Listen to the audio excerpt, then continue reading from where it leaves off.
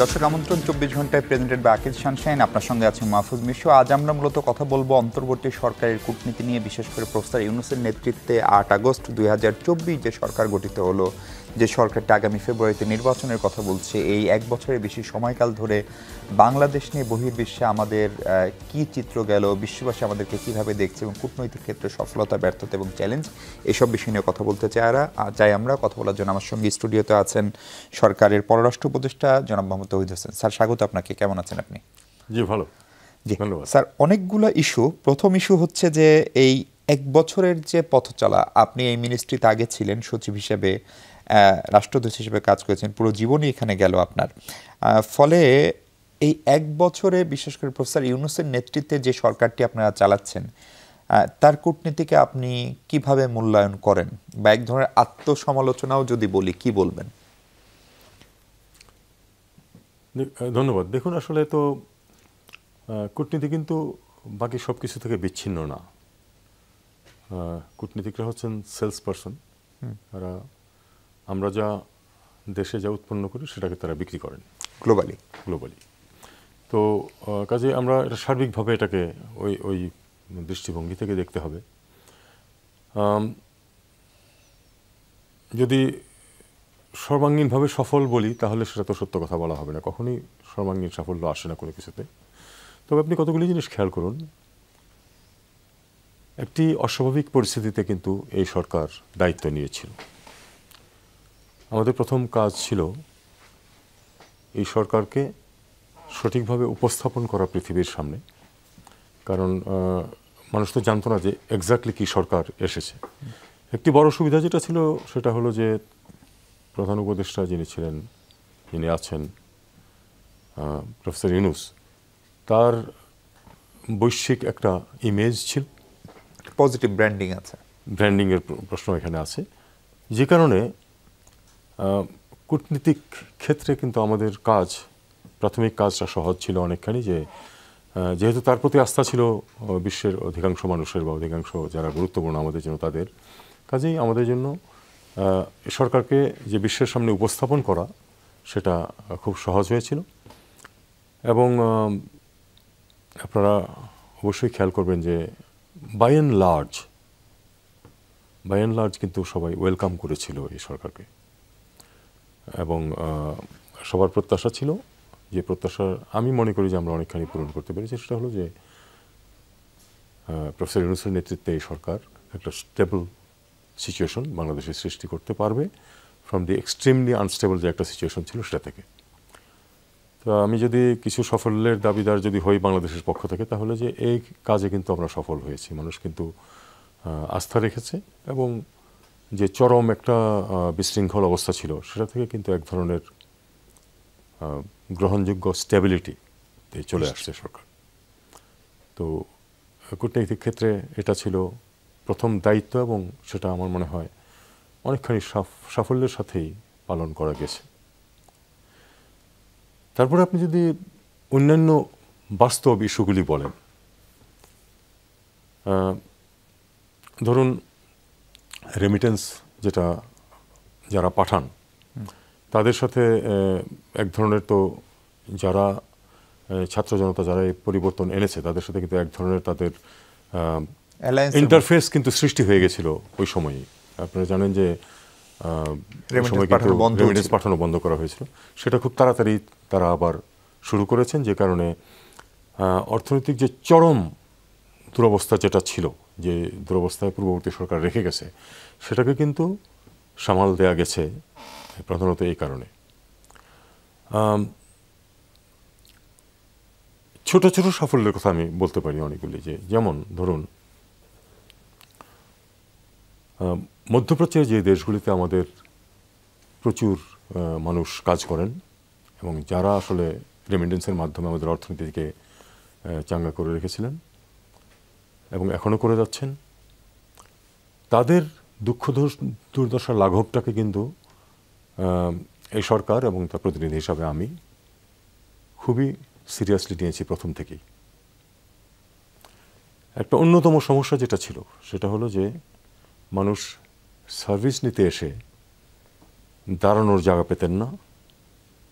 দেখা যেত যে রাস্তায় বিরাট লম্বা লাইন দিয়ে তারা দাঁড়িয়ে আছেন কনসুলার সেবা নেওয়ার জন্য। খুব অল্প দিনের মধ্যেই আমি, আসিফ নজরুল এবং হোম অ্যাডভাইজার ইয়াল জাহাঙ্গীর, আমরা তিনজন কিন্তু এটা নিয়ে বসেছি যে এই কষ্ট তো তাদের প্রাপ্য না, এবং আমরা একসাথে সিদ্ধান্ত নিয়েছি দুটো। একটা হলো যে যেখানেই এ ধরনের স্থানাভাব আছে সেখানে যেন আরও বেশি জায়গা নিয়ে, যদি এমন হয় যে তাদের কোনো খোলা জায়গা আছে সেখানে একটা শেড সৃষ্টি করে, যদি দেখা যায় যে খোলা জায়গা নেই তাহলে আমরা বলেছি যে আরও জায়গা ভাড়া নিয়ে যেন এমন পরিস্থিতির সৃষ্টি করা হয় যাতে করে সার্ভিস সিকাররা এসে ছায়াতে একটা শেডের নিচে দাঁড়াতে পারে বা বসতে পারে। এক্ষেত্রে আমরা কিছু সাফল্য অর্জন করেছি এবং বাকিটুকু রাষ্ট্রদূতদেরকে অনেকটা আমরা ফাইন্যান্সের সাথে কথা বলেছি। তারা বলেছেন যে আপনারা ভাড়া করেন জায়গা, যত বেশি পয়সা লাগে।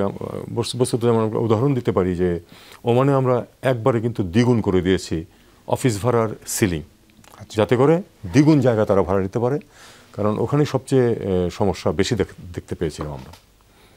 সেটা তারা করছে। দ্বিতীয় আরেকটি সিদ্ধান্ত আমরা যেটা নিয়েছি সেটা হলো যে মধ্যপ্রাচ্যের মিশনগুলিতে আমাদের যদি অফিসার শর্টেজ থাকেও, মধ্যপ্রাচ্যের মিশনগুলোতে যেখানে যতজন অফিসারের পদ আছে কোনো পদ খালি থাকবে না। খালি থাকে পশ্চিমে থাকুক, ইউরোপে থাকুক, আমেরিকা থাকুক, কিন্তু মধ্যপ্রাচ্যের যা পদ আছে আমাদের সেটা।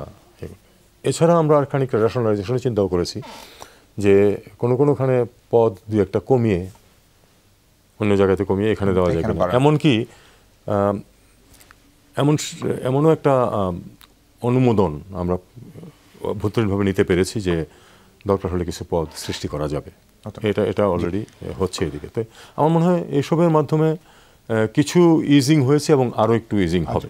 আপনি মধ্যপ্রাচ্য নিয়ে কথা বলছিলেন, আমি আজকেও দেখছিলাম যে বিশেষ করে সংযুক্ত আরব আমিরাতে আপনি জানেন জুলাই গণ অভ্যুত্থানকালে কিছু লোকজন বাংলাদেশে সেখানে এক ধরনের আন্দোলন করেছিল বাংলাদেশের ইস্যুতে।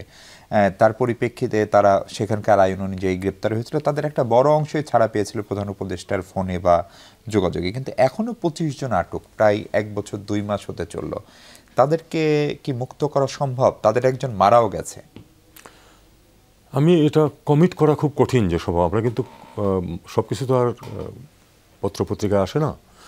আমরা কিন্তু অবিরাম চেষ্টা করে যাচ্ছি, কিন্তু খুব বেশি ডেন্ট করতে পারছি না, কারণ এই একটা বিষয়ে আমিরাতের কর্তৃপক্ষ খুবই কড়া যে আইন অমান্য করলে সেটা শাস্তি পেতেই হবে। সেটা তাদের দেশের নাগরিকদের জন্য প্রযোজ্য, আর বিদেশিদের জন্য তা অবশ্যই।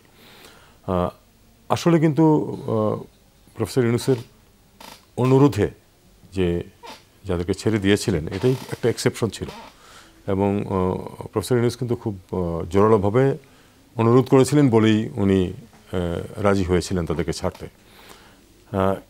যে কয়জন অবশিষ্ট আছেন তাদের ব্যাপারে আমরা চেষ্টা করে যাচ্ছি এখনও যে তাদেরকে ছাড়িয়ে নিয়ে আসা যায় কিনা। সাফল্য আসেনি, কিন্তু আমরা এখনও চেষ্টা করে যাচ্ছি এবং চেষ্টা করতে থাকব।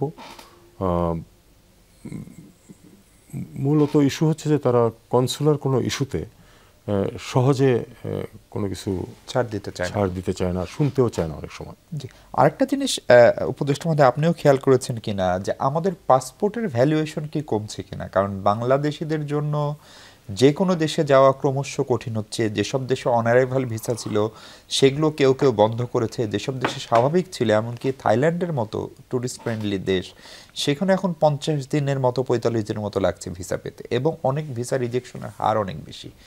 এইটা কি এক ধরনের কূটনৈতিক ব্যর্থতাও কিনা? দেখুন, আমি যেটা প্রথমেই বলছিলাম যে কূটনীতিকরা তো সেলস পারসন।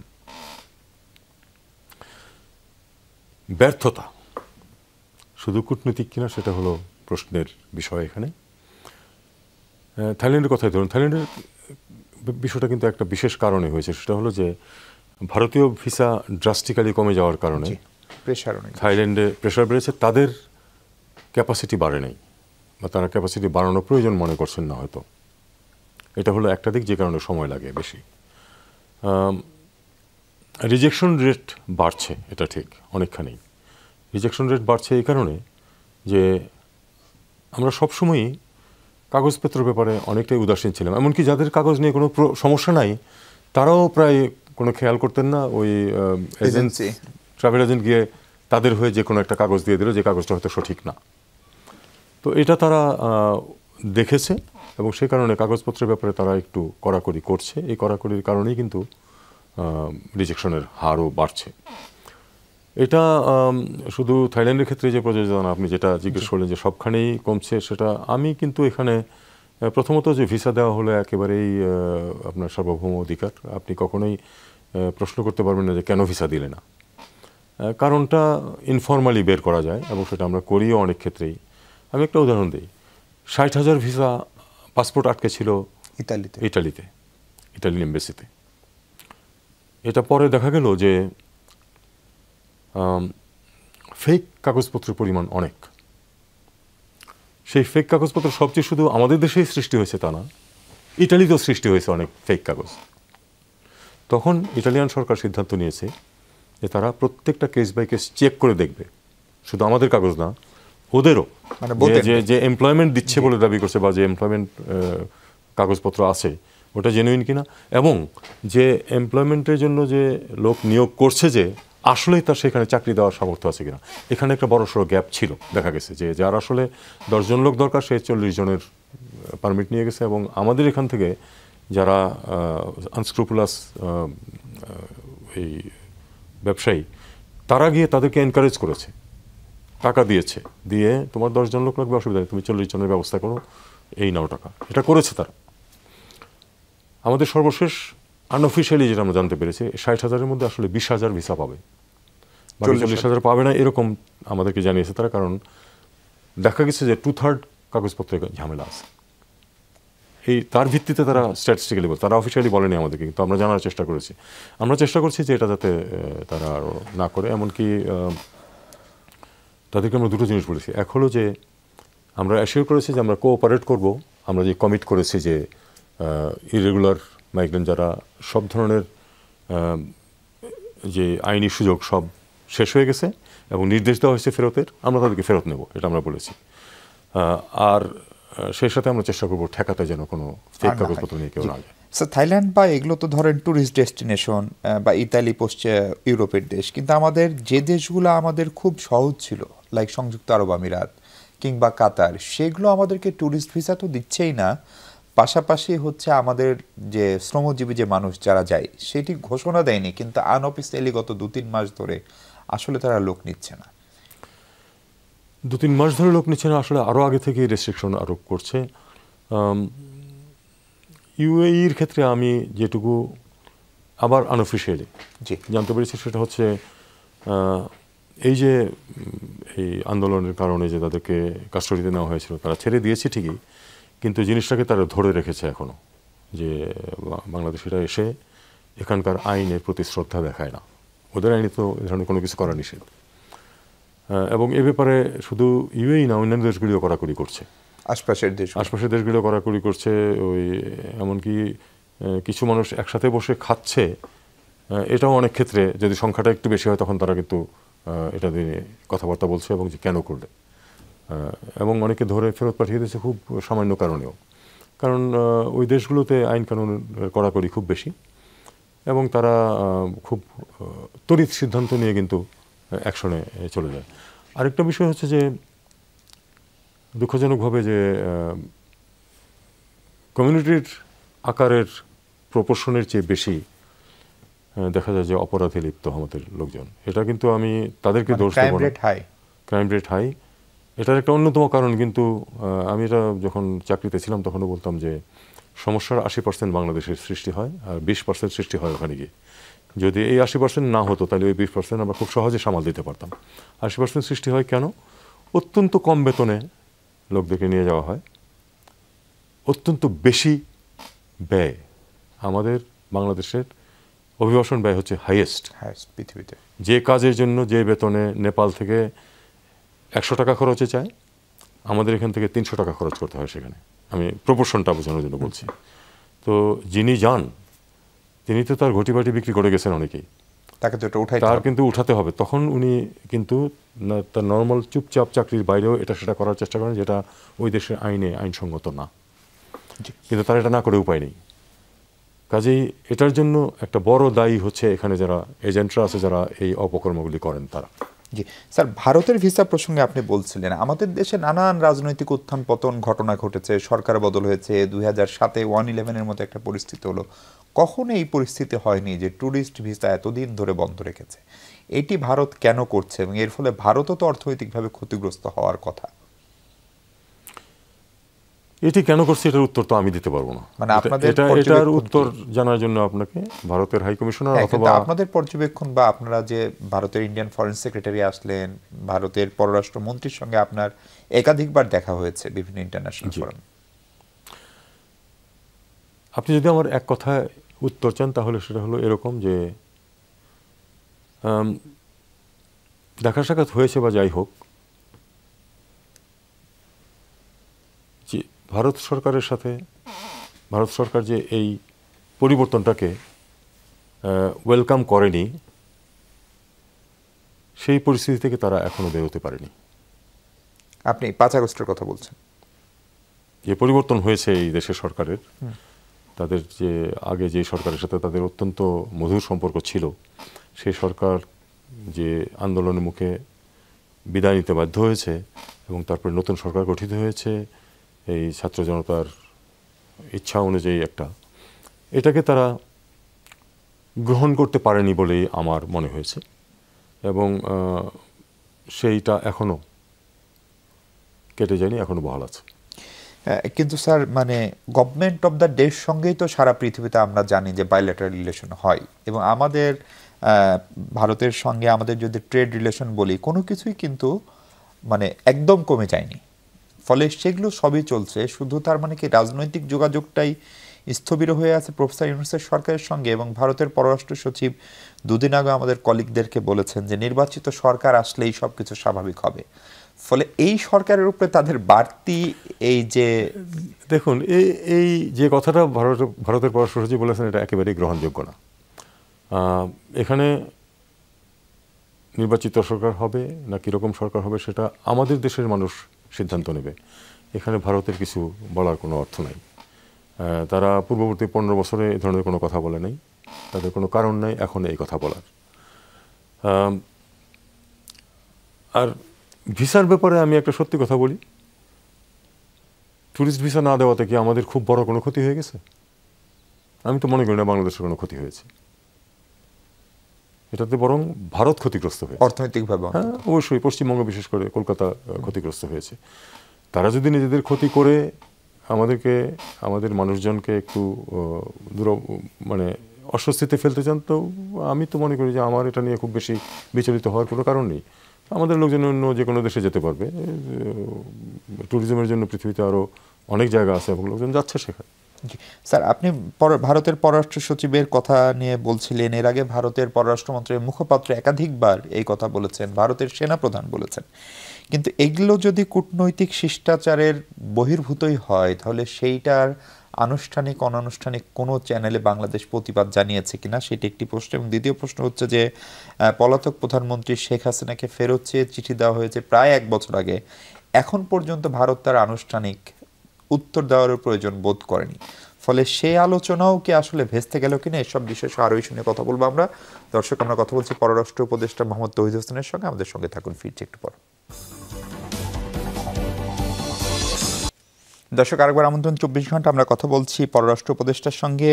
উপদেষ্টা মহোদয়, আপনার কাছে প্রশ্ন ছিল, ভারতের দায়িত্বশীলদের এইসব কথাবার্তা যদি শিষ্টাচার বহির্ভূত হয় তার কোনো প্রতিবাদ আমরা জানিয়েছে কিনা, এবং শেখ হাসিনাকে ফেরত চেয়ে যে চিঠির উত্তর এখনো পেলেন না, তারপরে আপনারা কি করছেন?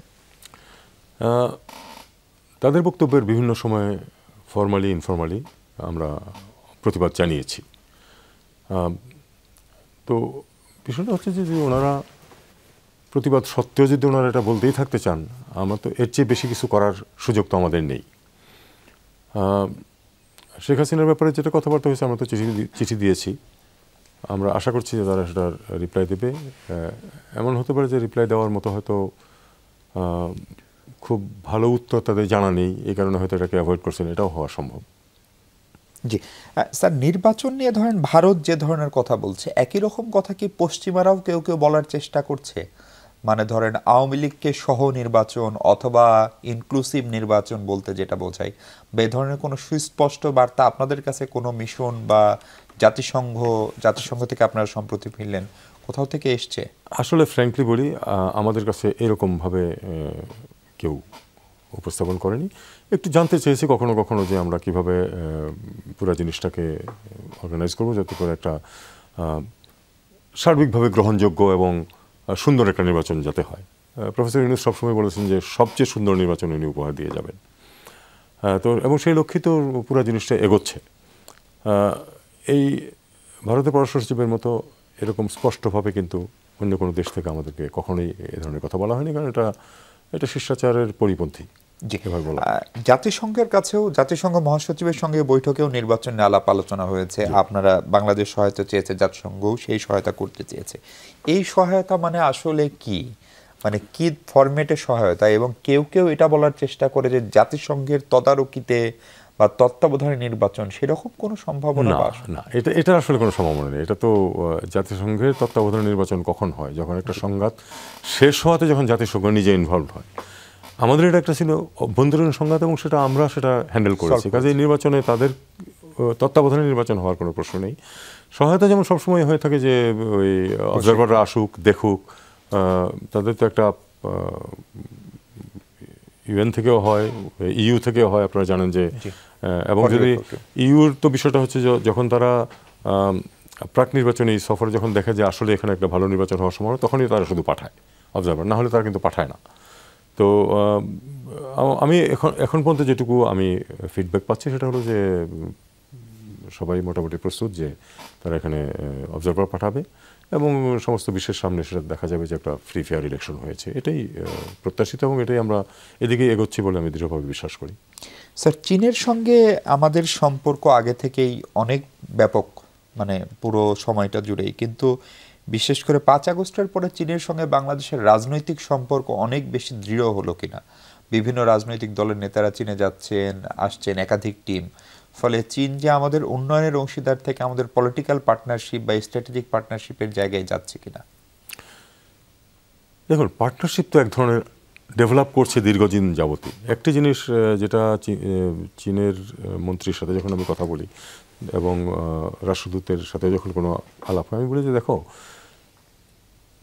75 সনের পরে যে চীনের সাথে আমাদের যখন সম্পর্ক প্রতিষ্ঠিত হলো, তারপরে কিন্তু সরকার পরিবর্তন হয়েছে বহুবার, কখনোই কিন্তু চীনের সাথে সম্পর্ক ক্ষতিগ্রস্ত হয়নি, কোনো কনফ্লিক্টিং সিচুয়েশনে যায়নি এবং তার ধারাবাহিকতায় এখনও সম্পর্ক যথেষ্ট দৃঢ়। এবং আমি নিশ্চিত যে নির্বাচন পরবর্তী যে সরকারি ক্ষমতায় আসুক তাদের সাথেও, এবং আমি এটা তাদেরকে অ্যাসিওরও করেছি যে দেখো, এই সরকারের সাথে তোমরা যে কোনো ডিল যদি করো চীন বাংলাদেশ, সেটা চীন বাংলাদেশ হিসেবেই থাকবে এবং পরবর্তী সরকার যারাই আসুক না কেন ক্ষমতায়, তারাও সেটাকেই ফলো আপ করবে। এটা নিয়ে তোমাদের কোনো দুশ্চিন্তার কোনো কারণে, এটা তারাও বিশ্বাস করে যে আসলে সুসম্পর্ক বজায় থাকবে। তো দিন যত যাচ্ছে তাদের সাথে সম্পর্ক আমাদের আরও ভালো হচ্ছে, এটাই স্বাভাবিক এবং এটা একটা, আমি মনে করি যে একটা নর্মাল ট্র্যাজেক্টরিতে এটা উপরের দিকে যাচ্ছে। এই প্রশ্ন কেন করছি, কারণ ধরেন ভারতের সঙ্গে আমাদের একটা, বাংলাদেশের একটা রাজনৈতিক সম্পর্ক ছিল, কিন্তু পরে দেখা গেল সেই সম্পর্কটা যতটা বেশি বাংলাদেশের সঙ্গে তার চেয়ে বেশি ক্ষমতাসীনদের সঙ্গে।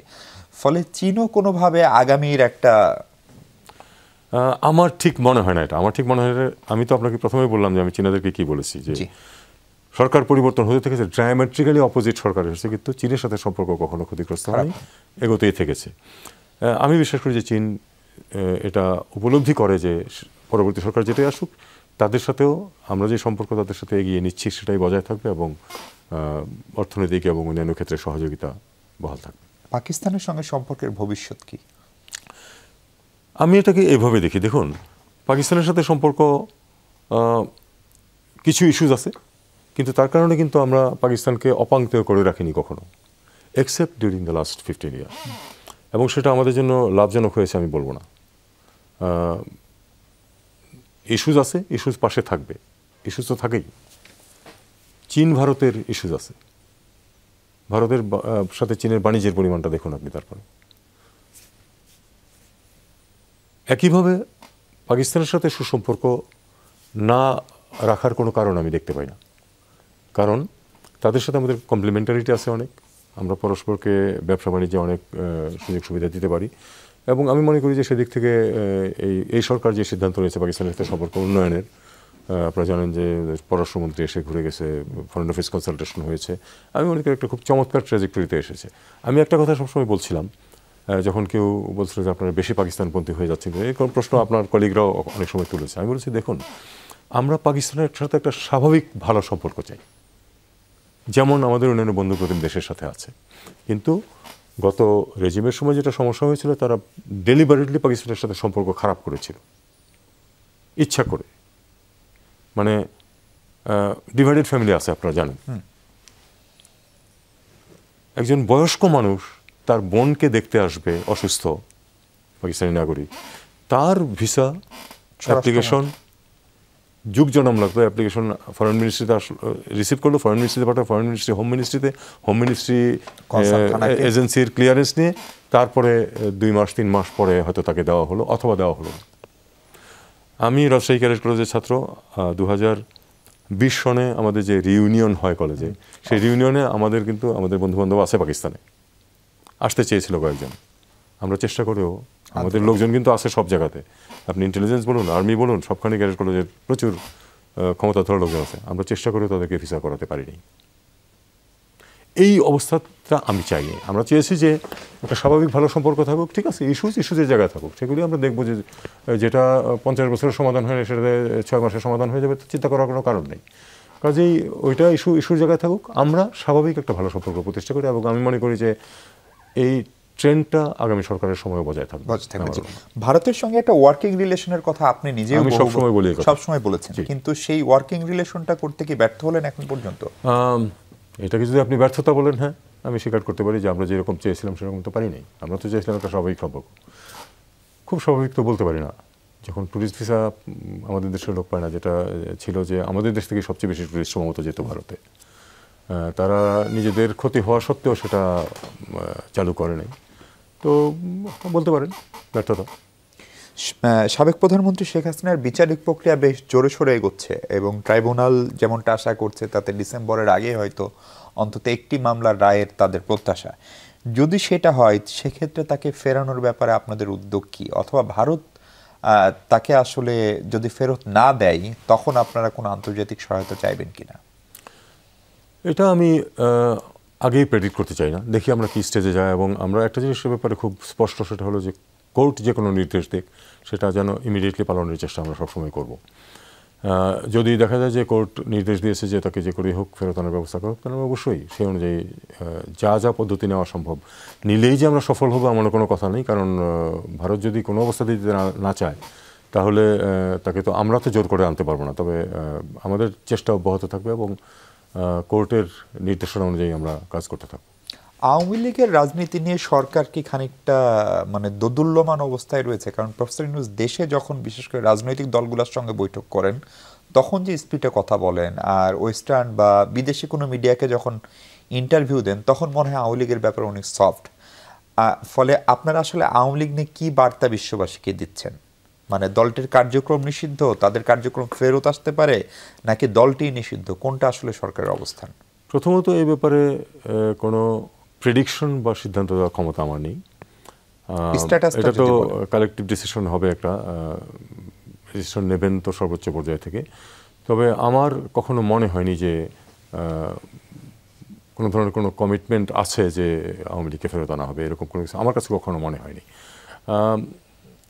এমনিতে তো আওয়ামী লীগকে তো নিষিদ্ধ করা হয়নি, আপনারা জানেন যে তার কার্যক্রম স্থগিত রাখা হয়েছে, যেহেতু তাদের বিরুদ্ধে সিরিয়াস অভিযোগ আসে মানবাধিকার লঙ্ঘনের এবং অ্যাট্রোসিটিজের মানুষের এগেনস্টে। কাজে আমার মনে হয় এটা এই পর্যায়েই আছে, এটার কোনো পরিবর্তন আমি এখন পর্যন্ত দেখতে পাচ্ছি না। যদি কখনো পরিবর্তন হয় তাহলে তো সর্বোচ্চ পর্যায় থেকে আপনারা সেটা জানতে পারবেন। জি, সাম্প্রতিক সময়ে আওয়ামী লীগের সাবেক মন্ত্রী এবং নেতাও বটে জনাব সাবের হোসেন চৌধুরী, তার বাসায় 3 জন ডিপ্লোম্যাটের মিটিং নিয়ে বেশ আলোচনা হচ্ছে, আপনি নিজেও মিনিস্ট্রিতে একটু কথা বলেছেন। এইটা আসলে ডিপ্লোম্যাটরা চাইলেই করতে পারে যে কারোর সঙ্গে মিটিং, এটা আপনি বলেছেন। আসলেই কি তাই? মানে ডিপ্লোম্যাটরা কোনো মিটিং যখন করতে যান, ফ্ল্যাগ ছাড়া গাড়িতে গেছেন এরকম অভিযোগ, এবং খুবই গোপনে হয়েছে, ফলে সেক্ষেত্রে আপনাদের কিছু করার আছে কিনা বা আমার জানতে চাইতে পারেন কিনা অন্তত? না, আমার তো মনে হয় খুব গোপনে হয়নি, কারণ গোপনে হলে গোপন থেকে যেত, গোপন কিন্তু থাকেনি, সঙ্গে সঙ্গে কিন্তু এটা প্রেসে চলে আসছে খোলামেলাভাবেই। আর আজকালকার দিনে কিন্তু কোনো কিছু গোপন করা খুবই কঠিন। আমার তো মনে হয় যে যারা গেছিলেন তারাও এটা জেনেই গেছেন যে এটা গোপন থাকবে না, ঠিক আছে। আর যে যে কারোর সাথে দেখা করার বিষয় যেটা, তিনি যদি অপরাধী না হন, খোলা আছেন, নিজের বাড়িতে আছেন, বস্তুত যে কারোর সাথে দেখা করতে যেতে পারে যে কেউ। আমি কলকাতায় ছিলাম, আমি তো তখন কলকাতায়, পশ্চিমবঙ্গে ক্ষমতায় লেফট ফ্রন্ট, কেন্দ্রে ক্ষমতায় কংগ্রেস, কিন্তু আমি বিজেপির মানুষ অথবা তৃণমূল কংগ্রেসের নেত্রীর বাসায় গেছি, কথা বলেছি, গল্প করেছি, তো কখনো কোনো সমস্যা হয়নি। কাজে এটা আমরা তাদেরকে এমন বলতে পারি, কেন গেলেন এটা তাদেরকে জিজ্ঞেস করার উপায় নেই। তারাই হয়তো কোনো এক সময় বলবেন যে কেন তারা গেছিলেন। আচ্ছা, একই বৈঠকটা মানে আমরা ধরে নিচ্ছি যে যদি ইন্ডিয়ান হাই কমিশনার কারোর সঙ্গে করতেন আওয়ামী লীগের, সেক্ষেত্রেও কি সরকারের প্রতিক্রিয়া একই রকম থাকতো, নাকি সেক্ষেত্রে আপনারা ভিন্ন প্রতিক্রিয়া দেখাতেন? দেখুন, লিগ্যাল পজিশনটা তো বা এই যে ট্রেডিশনাল পজিশনটা তো একই থাকতো, কিন্তু আমাদেরকে দেখতে হতো যে আসলে উদ্দেশ্যটা কি, সেটা আমাদেরকে অবশ্যই একটু খেয়াল রাখতে হতো। এটার উদ্দেশ্য সম্পর্কে আপনারা কিছু জানতে পেরেছেন? আমি জানতে পারিনি কোনো কিছু। জি স্যার, আর একটা বড় কথা বলা হচ্ছে যে বিশেষ করে মার্কিন যুক্তরাষ্ট্রের সাথে বাংলাদেশের যে সম্পর্ক, সেই সম্পর্কের এখন হাল হকিকতটা কি? বিশেষ করে ডোনাল্ড ট্রাম্প ক্ষমতায় আসার পরে মার্কিন যুক্তরাষ্ট্রের নীতিতে নানান ধরনের পরিবর্তন এসছে এবং হঠাৎ হঠাৎ অনেক পরিবর্তন আসছে। এরকম বাস্তবতায় আপনারা একটা ইন্টারিম সরকার হয়ে সেই দেশের কাছ থেকে বিপুল পরিমাণ অর্থ ব্যয়ে বোয়িং কিনছেন, সেইটা আসলে কেন, বা সেইটার যৌক্তিকতা কখনো নিয়ে প্রশ্ন উঠতে পারে কিনা অদূর ভবিষ্যতে? এখানে দেখুন, এখানে দেশের স্বার্থটাকে দেখা হয়েছে, কিন্তু আমরা দেখেছি যে আমরা কি করতে পারি। কারণ আমাদেরকে যে একটা সহনীয়, আমি খুব ভালো তো বলবো না, সহনীয় যে একটা ট্যারিফ স্ট্রাকচার দেওয়া হয়েছে, এটা কিন্তু তাদের প্রত্যাশা হচ্ছে যে আমরাও যতটুকু পারি তাদের কাছ থেকে কিনবো। কাজে যেটুকু আমাদের স্বার্থের মধ্যে বাধা সৃষ্টি করছে না, সেটুকু কেনার চেষ্টা করাই প্রয়োজন। এটা হলো দেশের স্বার্থে প্রয়োজন।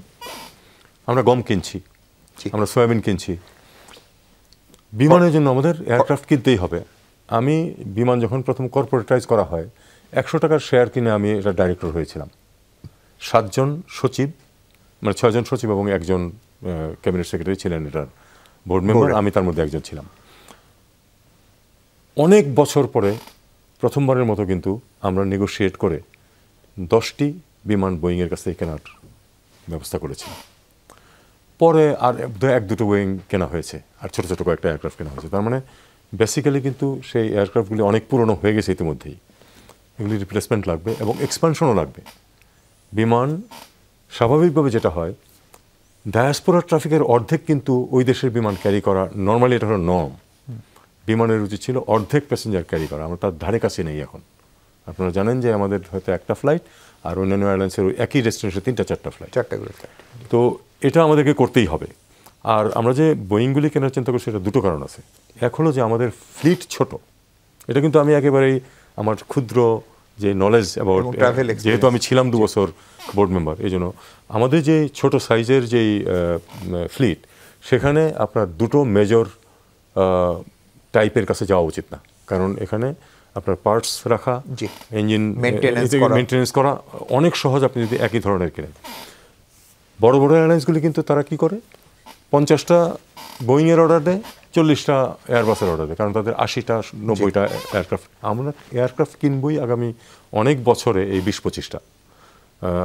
যে কয়টা আমরা অর্ডার দিয়েছি কালকেই কিন্তু এই প্লেনগুলি আমাদেরকে দেবে না।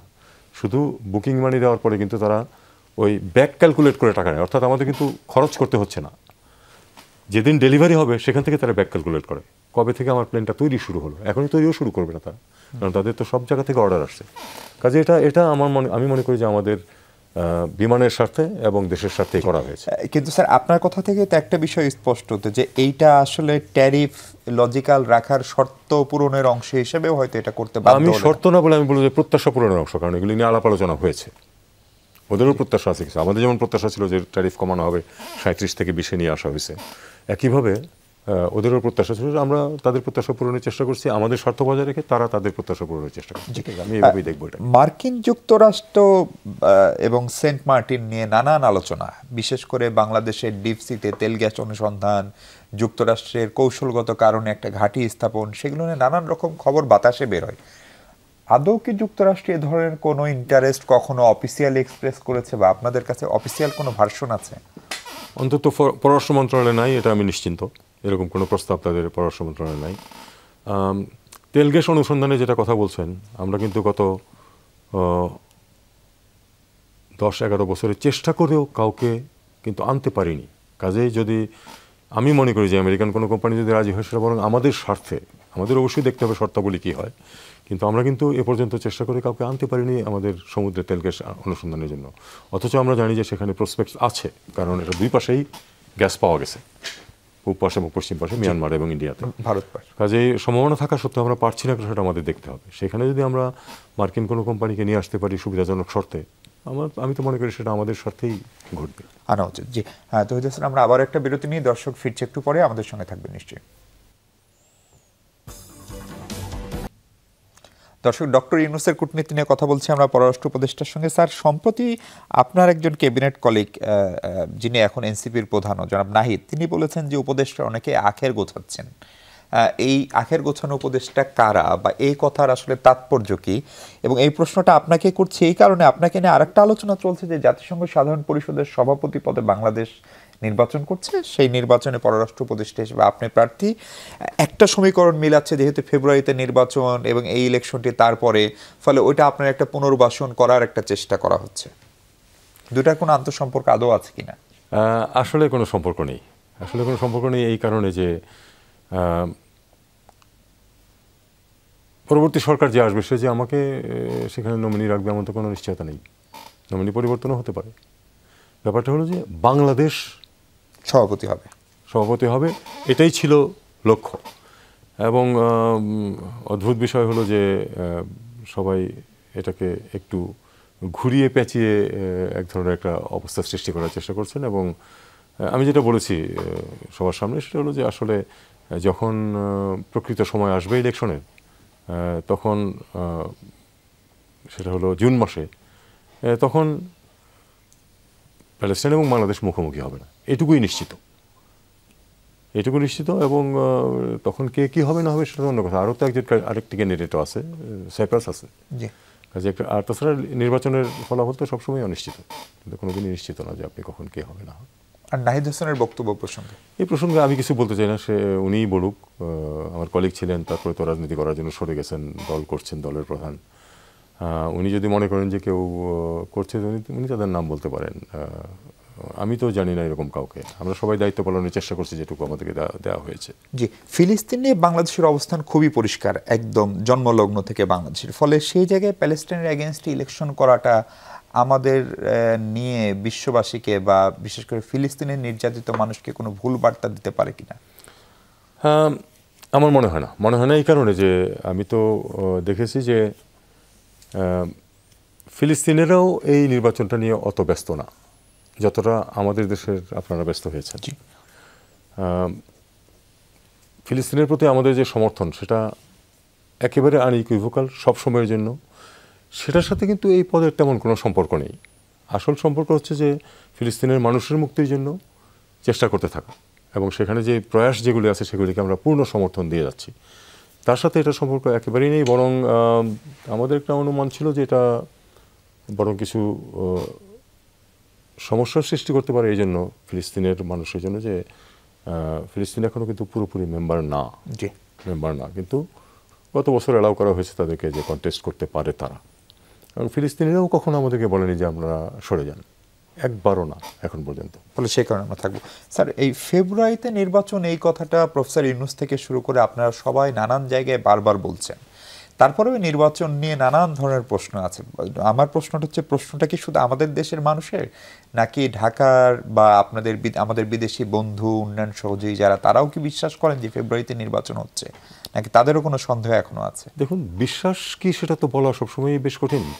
তারা আমাদেরকে যখন নির্বাচনের শিডিউল নিয়ে জিজ্ঞেস করেন, আমরা তাদেরকে বলি যে দিস ইজ দ্য প্ল্যান, এবং তারা সেটা গ্রহণ করে বলেই আমার কাছে সবসময় মনে হয়েছে। আর অনিশ্চয়তা যেটুকু কথাবার্তা হচ্ছে, সেটার কারণ হচ্ছে যে আমাদের যে মেজর দলগুলি তারা এখনো সব বিষয়ে একমত হতে পারেনি। সব বিষয়ে সবাই কখনো একমত হয়ও না, কিন্তু আমরা আশা করছি যে গত কয়েকদিনে তো আমার মনে হয় বেশ খানিকটা কাছাকাছি এসেছেন সবাই। আমাদের তত্ত্বাবধায়ক সরকার হিসাবে বা এই অন্তর্বর্তী সরকার হিসেবে আমাদের চাওয়াটা হচ্ছে যে আপনারা যারা নির্বাচন করবেন আপনারা সবাই একমত হন, আপনারা একমত হন যাতে সহজে আমরা নির্বাচনটা করে দিয়ে আমাদের দায়িত্ব শেষ করতে পারি। জি স্যার, সম্প্রতি নিউ ইয়র্কে জাতিসংঘ সাধারণ পরিষদের অধিবেশনে আপনারা 6 জন পলিটিশিয়ানকে, 5 জনকে বাংলাদেশ থেকে, আরেকজন সেখান থেকে যুক্ত নিয়ে গেলেন। সেইখান থেকে আসলে আমাদের অর্জন কি, এটা একটা জানার জায়গা। এবং দ্বিতীয়ত, যাদেরকে আপনি আমন্ত্রণ করে নিয়ে গেলেন তাদেরকে যে বিমানবন্দরে নিরাপত্তা দিতে পারলেন না, এর দায়ভার আসলে কে নেবে? এর দায়ভার সরাসরি আমি নিতে পারতাম, আমি অফারও করেছিলাম যে আমি কি এটা দায়ভার নিতে পারি যদি চান। কিন্তু বিষয়টা হচ্ছে এরকম যে আমাদের মিশন কিন্তু পোর্ট কার্টসি বলে একটা জিনিস আছে আমেরিকাতে। পোর্ট কার্টসি লিখিত প্রত্যেকের by name, passport number, visa number সহ, এই 5 জন সহ কিন্তু পোর্ট কার্টসি কাগজ স্টেট ডিপার্টমেন্ট থেকে সই করা আমাদের কাছে আছে, এবং সেটা আমাদের মিশন ব্যবস্থা করেছে। আমাদের মিশন কিন্তু আমাদের এই ঢাকায় কিন্তু মার্কিনীদের অফিস খুলে তাদের ভিসার ব্যবস্থা করেছি, আমরা ভিসা নেওয়ার ব্যবস্থা করেছি। কাজেই চেষ্টার কোনো ত্রুটি ছিল না। ঘটনাটা যেটা ঘটেছে, আপনারা জানেন যে যখন ভিসা আপনাকে দেয় মার্কিন যুক্তরাষ্ট্র, এটা কিন্তু স্পষ্ট করে দেওয়া হয় যে এটা আপনাকে এন্টাইটেল করে না টু এন্ট্রি। যে ব্যক্তি ওই কাউন্টারে বসা, সে হলো মার্কিন সভরেন্টি এক্সারসাইজ করে, সে একেবারে তার র্যাঙ্ক যত ছোটোখাটোই হোক না কেন। এখানে যেটা হয়েছে যে আমরা সবাইকে গাড়িতে তুলেছি এবং পাসপোর্টগুলো সব দেওয়া হয়েছে। এর মধ্যে ওই ডেস্ক যেখানে, সেখান থেকে বলেছে না, এই 5টা যেহেতু ভিসার ক্যাটাগরি আলাদা, কাজেই তাদেরকে এদিক দিয়ে যেতে হবে। কিছুই করার ছিল না আমাদের। কেন সিকিউরিটি প্ল্যানে প্ল্যান বি থাকতে পারে না? এখানে প্ল্যান বির কোনো সুযোগ নেই, এই কারণে যে না, প্ল্যান বি তো এই যে তাদেরকে নিয়ে যেতে হয়েছে, সেখানে তো আসলে সমস্যা কোনো হওয়ার কথা না। এবং 3টা দলেরই কিন্তু সমর্থকরা থাকার কথা ওখানে। কোনো একটা কিছু ভুল বোঝাবুঝি হয়েছে, সেটা আমরা বের করার চেষ্টা করেছি। 4 নম্বর শুনেছি যে 4 নম্বরের জায়গায় নাকি 8 নম্বরে চলে গেছে। 8 নম্বরে এমিরেটস কোনোদিন যায় না। 8 নম্বর ওখান থেকে 4.5 কিলোমিটার দূর। হ্যাঁ, এবং 8 নম্বরে এমিরেটস কোনোদিন যায় না। এবং আমরা এটা আমাদের রাষ্ট্রদূত এটাও তাদের কাছে জানতে চাইছি, তোমরা যে বলছো যে তোমাদেরকে বলা হয়েছে ওখানে যাওয়ার জন্য, কে বলেছে? তোমরা যদি আইডেন্টিফাই করতে যে আমাদের মিশন থেকেও বলেছে, আমরা অবশ্যই তার এগেইনস্টে ব্যবস্থা নেব। না, এটা এনওয়াইপিডি থেকে বলার কথা, কারণ 4 নম্বরের সামনে যে আন্ডার কনস্ট্রাকশন চলছে, যে কারণে ওইখানে দাঁড়াইতে দেওয়ার কথা না। কিন্তু দাঁড়িয়েছিল তো, দাঁড়িয়েছিল, দাঁড়াতে তো দিয়েছে।